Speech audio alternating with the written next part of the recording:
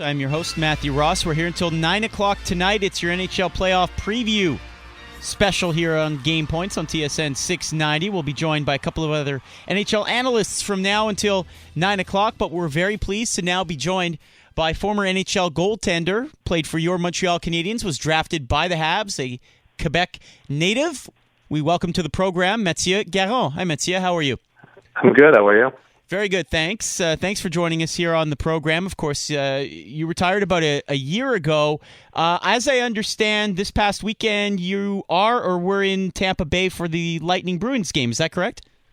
Yes, I was for the last game. The alumni, we had a little signing sessions, and it was a good game. It was fun to watch. Now, you've been, obviously, you had a chance to see this Lightning team up close. You've probably played with a few of the players as well. In your estimation, what makes them special, and do you think they have a shot this year? I think they have a shot. I think in the East it's going to be, I think any team can win it in the East. I think they're very fast. Really young team, very fast, and most of them, they were all playing together in the minors, so they know how to win. They won the Calder Cup and the minors all together, and I think it's what makes a special team. They all know each other, and they're young, talented players.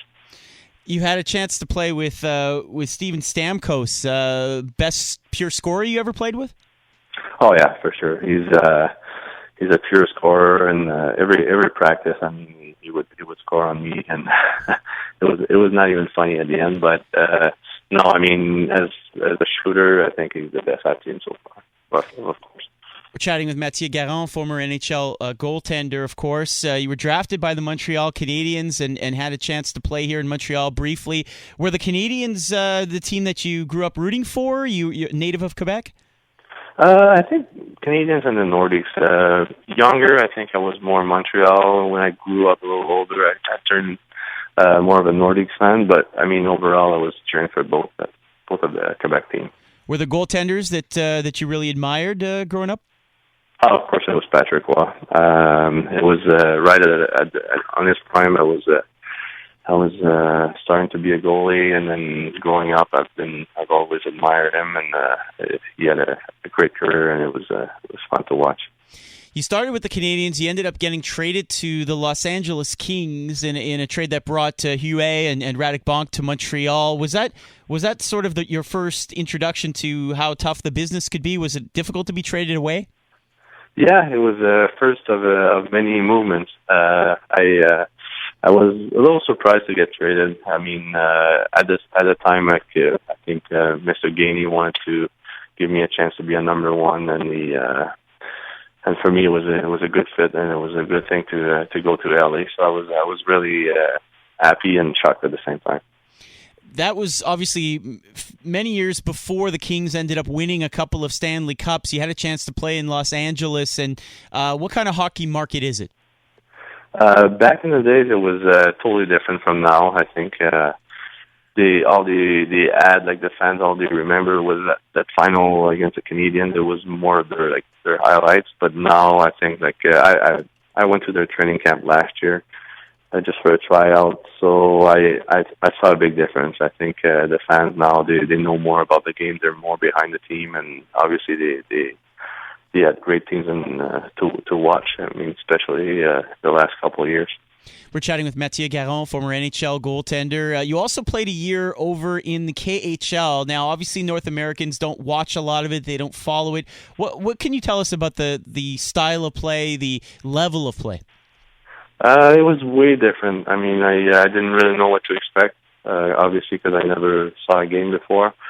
It's a bigger ice surface, and I felt like for a goalie, I mean, for me, it was really hard to adjust with the bigger ice, and also the way they're playing, the way they hang on to the puck a lot. They sometimes they have a good scoring chance. They won't shoot it. They'll wait for a pass, or they'll wait for an extra move. So I was there for 3 months, and to be honest with you, I never really was able to adjust to their system over there.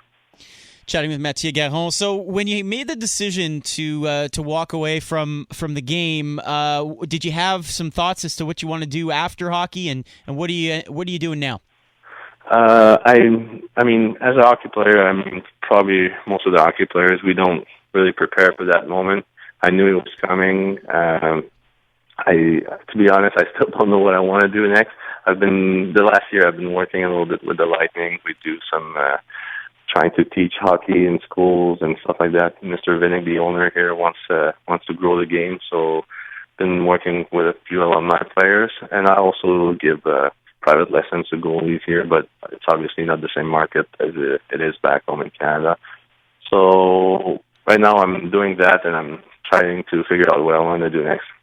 What is it about the Lightning market that is so special? We know the attendance problems in Miami, and of course Florida is a market that's been around a long time. The Panthers, I mean. Why does it work so well attendance-wise with the Lightning? I think it all has to do with the new owner. I didn't get to know the previous owners, but from talking to the players who were there and with both owners, it's been a total change here.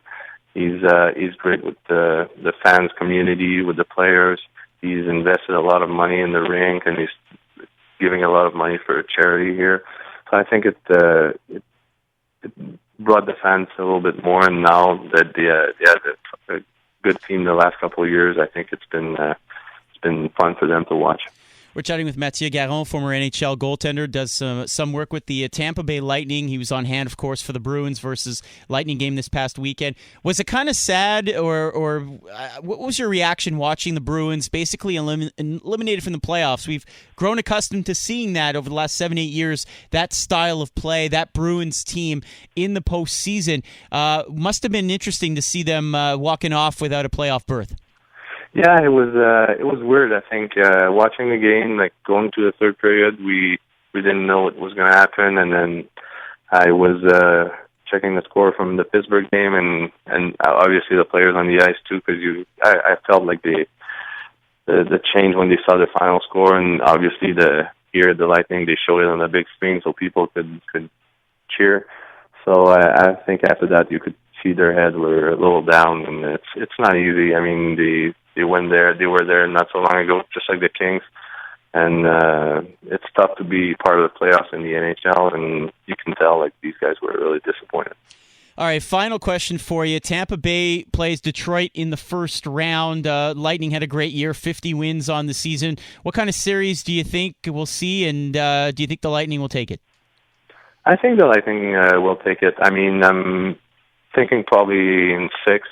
I know in Detroit, the last game they played there, they didn't play really good, but I think it all starts fresh new starts in the playoffs. So Tampa Bay's been playing really good, and it's going to be hard to beat Tampa Bay here at home. So I would think the Lightning will win that one. He is Mathieu Garon, former NHL goaltender. Mathieu, thank you so much for joining us. You're welcome. Thanks for having me.